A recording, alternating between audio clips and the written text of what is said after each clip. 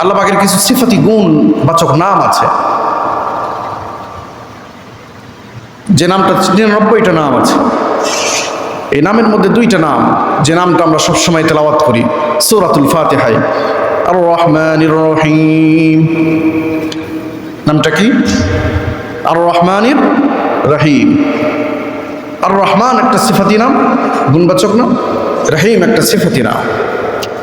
এই 2টা নামের 2টা অর্থ পৃথিবীতে আল্লাহ পাক প্রয়োগ করেছেন। রহমানকে আল্লাহ পাক পৃথিবীবাসীদেরকে আল্লাহ পাক দিয়ে দিয়েছেন, মানে এত দয়ালু, অত্যন্ত মেহেরবান, অতি মেহেরবান যে প্রভু, তিনি রহমান ওই প্রভুকেই বলে যিনি আপন পর, শত্রু মিত্র, পরিচিত অপরিচিত সবাইকে এক নিমিষে ভালোবাসেন, তিনি হলেন রহমান। জোরে বলেন সুবহানাল্লাহ। কেমন করে? যারা আল্লাহ পাকের নাফরমানি করে তাদেরকেও যে আল্লাহ রিজিক দেন, যারা আল্লাহ পাকের গোলামি করে তাকে কে রিজিক দেন? জোরে বলেন, আল্লাহ রিজিক দেন।